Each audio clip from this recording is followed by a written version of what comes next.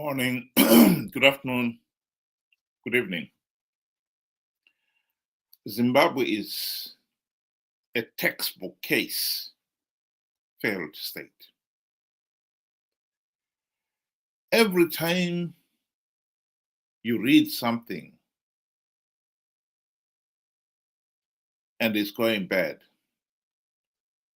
Zimbabwe, more often than not, is mentioned.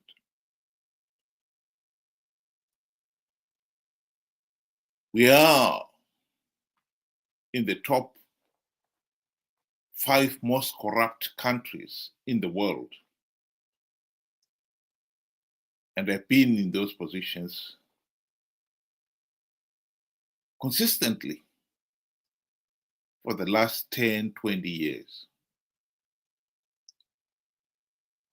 And this kind of reputation is taking a heavy toll on the country. No wonder the economy is total meltdown. And economic recovery is near impossible. All this talk about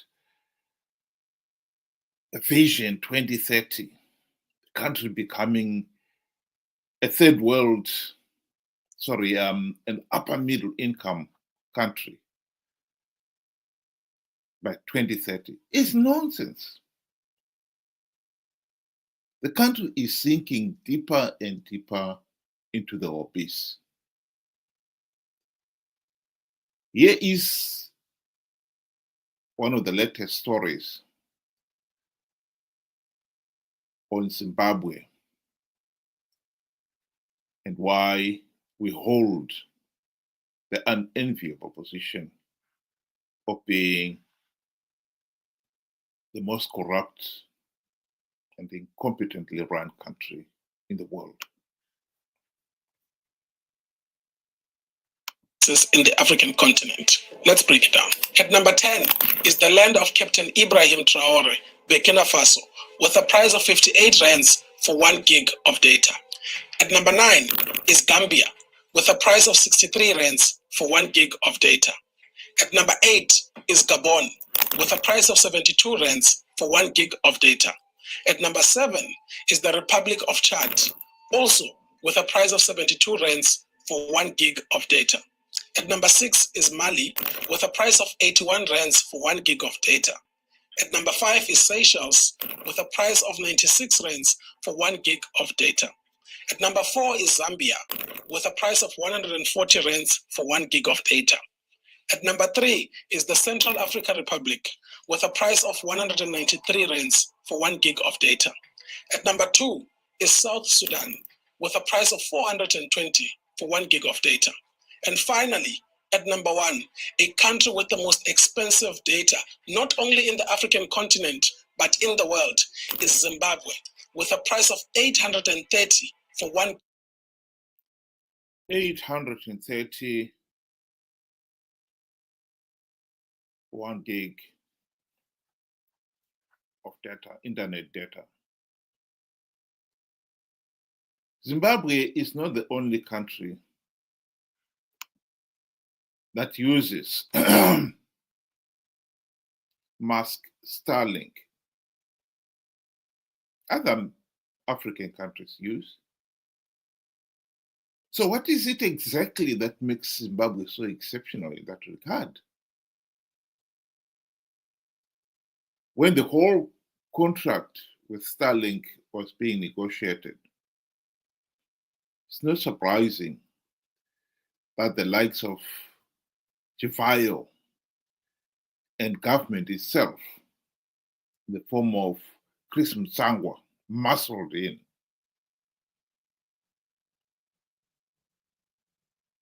They wanted the monopoly of that. Whereas in other countries, the cost of data has gone down. In Zimbabwe, it has gone up. Zimbabwe has the most expensive unit cost of data in the world.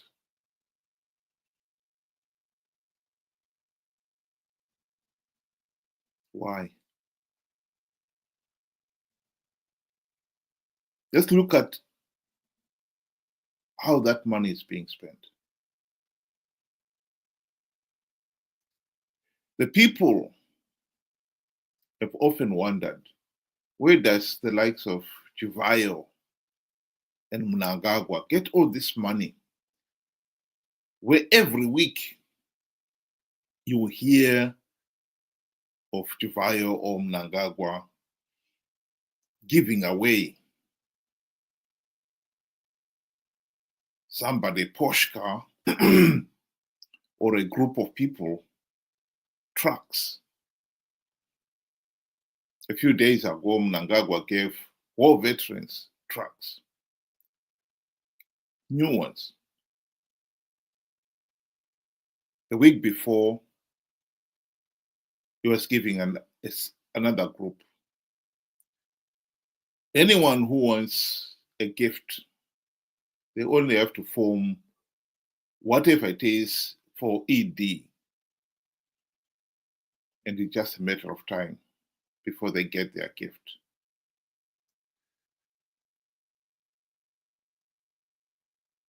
This is in a country where even our major hospitals are failing to get painkillers.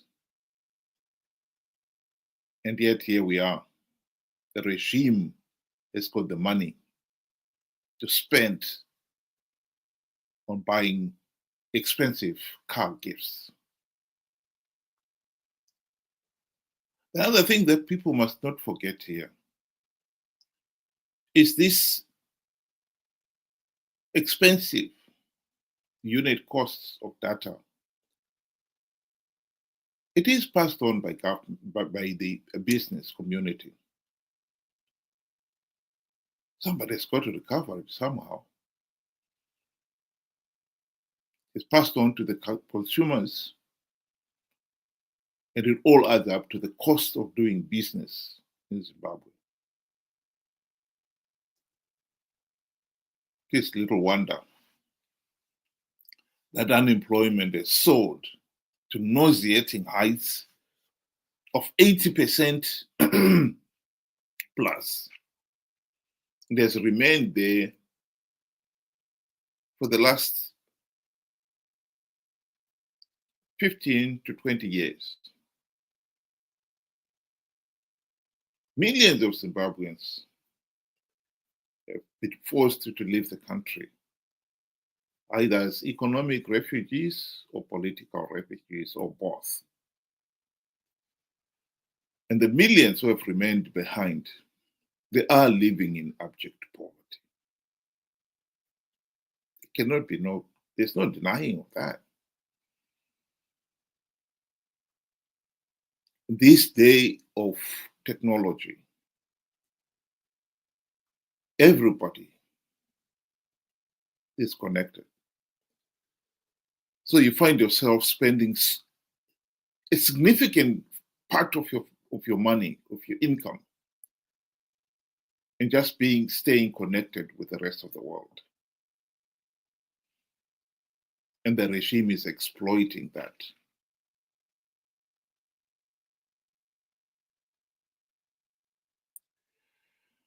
Whether we like it or not, we have a problem here. We have a regime that has been rigging elections to stay in power and has been arrogant to make it clear that it doesn't tolerate democratic values like freedom of expression. Here's Mnangagwa a few weeks ago talking about his vision of a free media in Zimbabwe. Under my leadership, the media will continue to be our cornerstone for promoting unity, peace,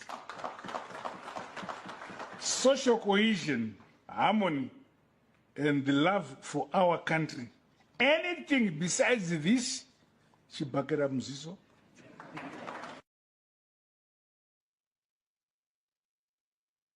The people of Zimbabwe have to wake up to the reality that we can really not afford to let this madness continue. Zimbabwe is a failed state because the country has been stuck with a corrupt, incompetent, and tyrannical regime for 45 years and counting. How long are we going to allow this madness?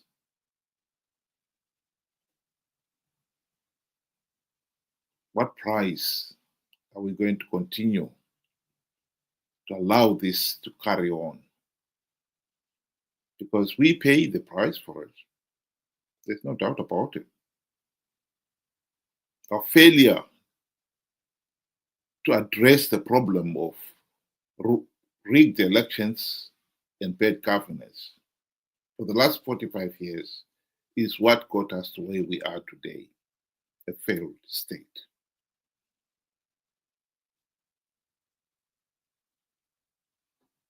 What is disappointing about this whole scenario is that it is not rocket science. We have known that Zanu PF rigs elections. We have known that we need democratic reforms to be implemented to stop Zanu PF rigging the elections. What we have lacked is the political will to get the job done. I think we need to wake up as a people, as a nation, and put an end to this madness. The cost of internet data, like I said, in some countries is almost free. Those providing the data are earning their income from advertising. And yet here in Zimbabwe, we are paying through the nose for it. And where is that money going? Corruption. It is what is sustaining the corrupt and tyrannical regime.